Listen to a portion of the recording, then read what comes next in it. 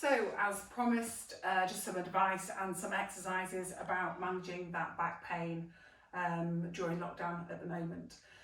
So I think the first sort of the most important point to sort of recap on is much that if you're sitting, working for a period of time and that back starts to ache, you won't be causing yourself any damage or trauma or any kind of injury to that back. As we kind of talked about on the phone, in a way I quite often explain things to patients, is that the sort of the small joints in your back are not massively dissimilar to the small joints in your finger. If you take your finger and apply load along like that, in what you call sort of relatively neutral position, doesn't really bother you at all. If you take that finger to the end of its available range and then load it and then hold it, that starts to get quite uncomfortable. And that's because the little receptors, the little nerve endings inside the soft tissues and the joints are just being loaded at the end of their available range, and they start to complain a little bit. So when you have been sitting for a period of time and that back starts to ache, as I say, it's not a sign you're doing any structural tissue damage. It's just a sign you're putting structures into a position and loading them, and they're starting to complain. Again, as we talked about on the phone, with regards to the research, there isn't brilliant correlation in the research between poor posture, and there's a whole different discussion there on what constitutes good and what constitutes poor posture, and pain. So a lot of it is about kind of what feels kind of comfortable to you if you've got to be sat for a period of time. As we talked about on the phone, there are other things you can do to perhaps try and help. So classic dining room chair.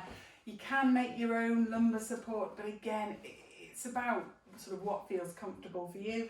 This is just a towel rolled up, lacky bands around either side. Sit yourself back, put that in the small of your back, and that can just give you a little bit of support. But again, it's about what feels comfortable for you as opposed to following a textbook example of sort of perfect posture.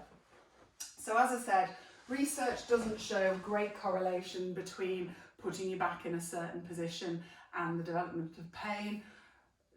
Sort of one of the reasons for that is there are so many factors that affect our sort of perceptions of pain. Some of that is biological, our own tissue components, how much elastin and collagen we have, the state of our discs and joints and things like that. That can contribute. Our nervous system, how sensitive that is, how likely that is to produce pain. We know some people's nervous systems are really good at creating pain and others a little bit more resilient to it.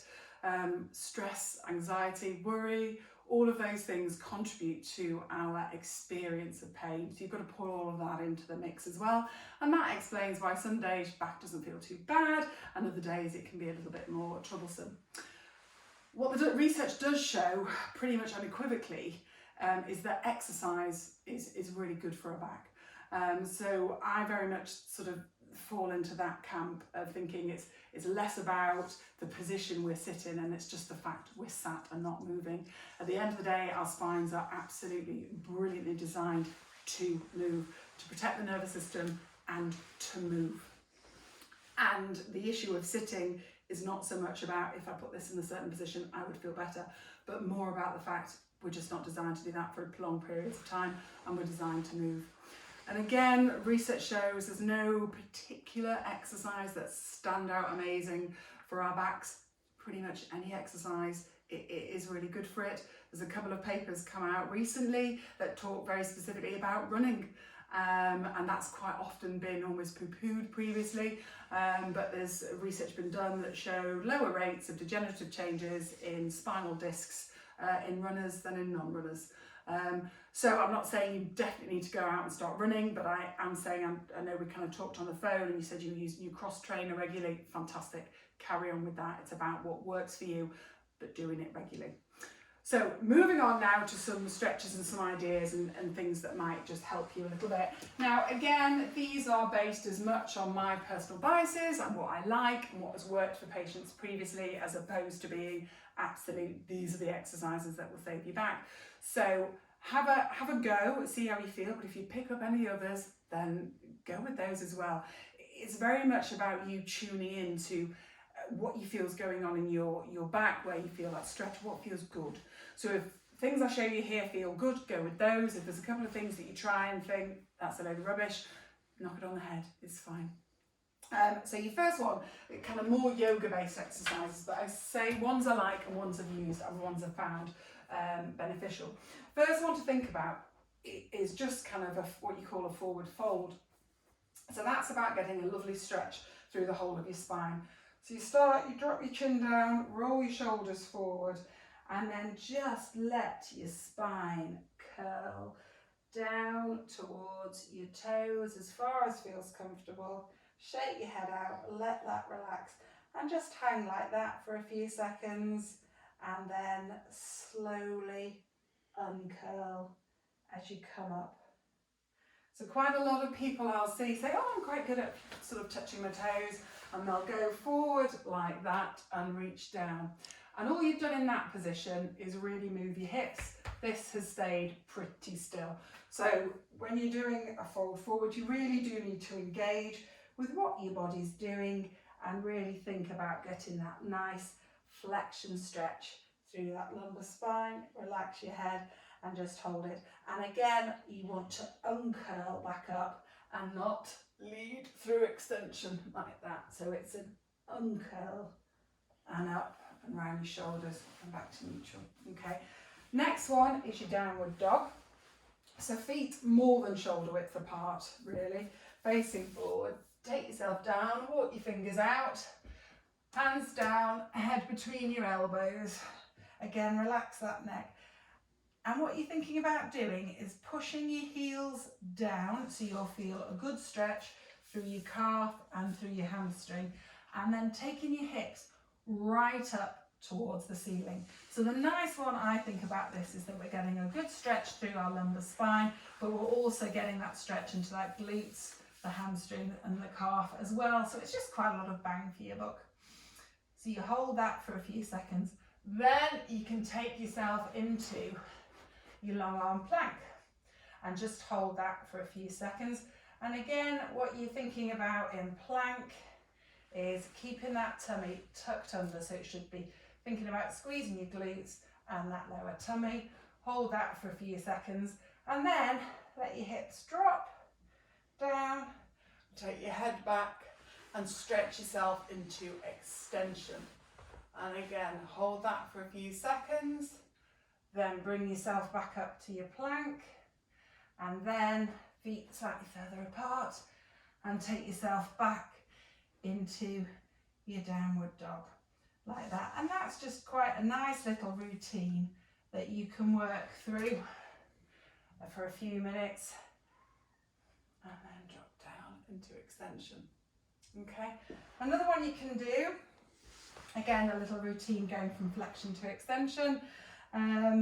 Toes together, heels apart, bum nestled between your heels. Take your arms forward into a nice stretch there. Okay, you'll feel that stretch through here as well as into that lumbar spine. And then from that position, you can go forward and up into that extension like that. Hold that for a few seconds. And then up and back that way.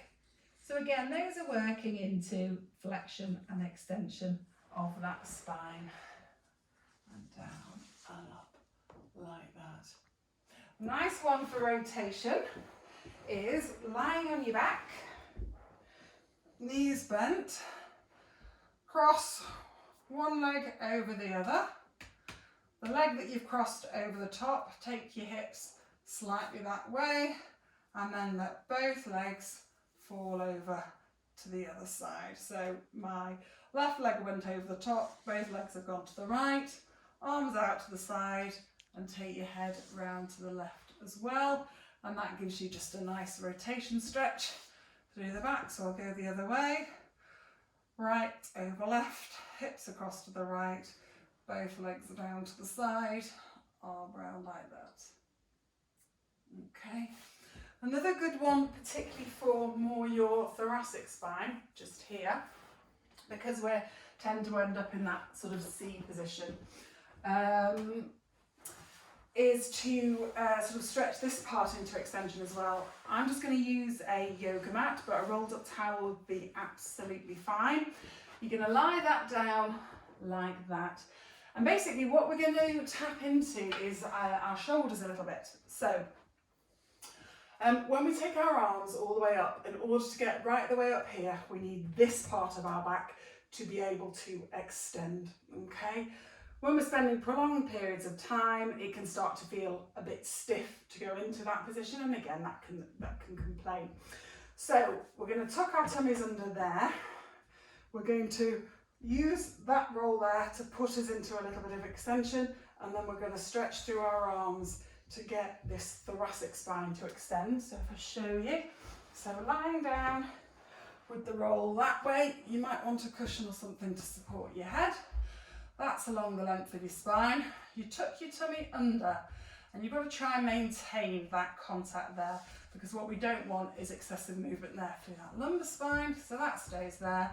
Taking both arms up and trying to get your thumbs to touch the floor. And you can work to mobilise like that, and you will feel that into your thoracic spine, sort of between your shoulder blades here. Couple of strengtheners, so those are all stretching ones, good for your range of movement. A couple of strengtheners that sort of ones again that I sort of like, as opposed to there being loads of research to say they're anything better than anything else. First one is your long arm plank. It does have its critics, but I personally like. Your plank, as I said before, it's about engaging your lower abs and squeezing your glutes on.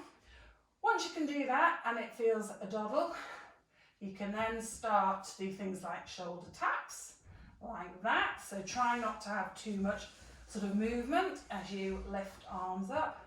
You can then make it a little bit harder still by alternate hand reaching to alternate shin, and it's making sure you pike up from there but then come down to your plank like that. So that's a nice one to work on.